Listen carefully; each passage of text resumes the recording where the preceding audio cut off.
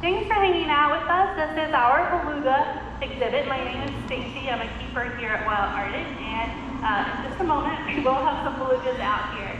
If you've been here before, you know that behind this wall leads to an outside pool. So belugas right now, everything is open, so they have access to go anywhere they like.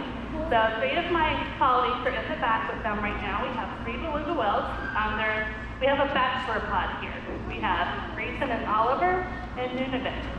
Right now, we have just passed our month long of having Nunavut here. He's the newest member to our bachelor pod, and we are still kind of helping him transition with being here with Grayson and Oliver, getting them comfortable to eat beside each other, and I'll talk a little bit about that as we go on with our session. So Nicole just came out.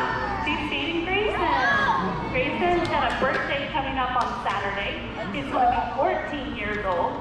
Here comes Nunavut, our newest beluga. He's 11 years old. And then in a moment, we'll have Oliver, who's going to pop up right there in the middle. There he is. And his birthday was just yesterday. He's 14 years old as well. So a very 14 years old? bachelor pod.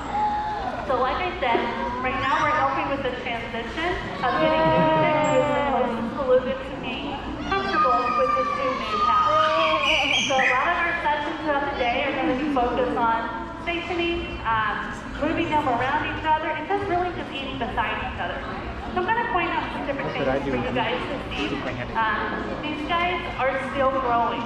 Nunavut right now, he's in the center of the pool.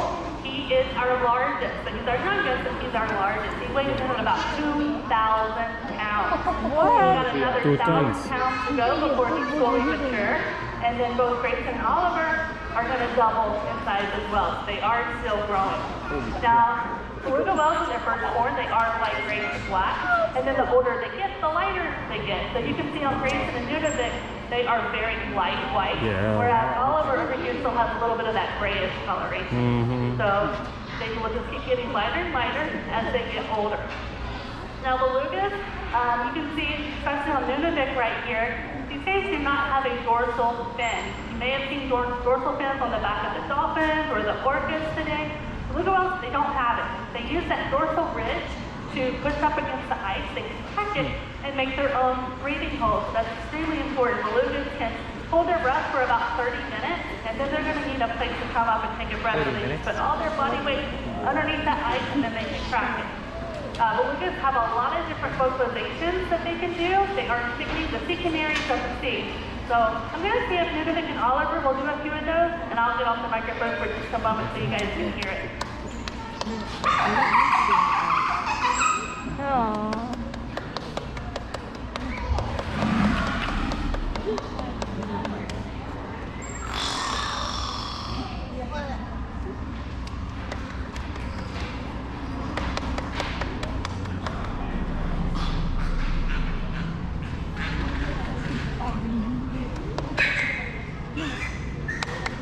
Oliver's being a little shy today.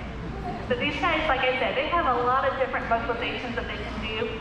Vocals are something that we capture, we can't train it, and a lot of times they will vocalize towards one another. They solicit it a lot, and then we just capture it and come up with hand signals, and they lots of fish for it, and they're thinking all we have to do is make the sound and I get all that food. So that's pretty cool.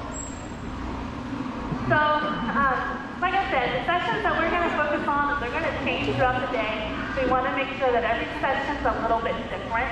You can imagine if we did the same thing day in and day out, how routine it would become. So right now, we're just getting these guys, again, used to stationing with one another. We do a lot of high energy behaviors sometimes. And by high energy, I mean with beluga whales, there's not a lot of times you'll see them jumping out of the water. But we can do bows. I think Oliver's going to show you one of those behaviors.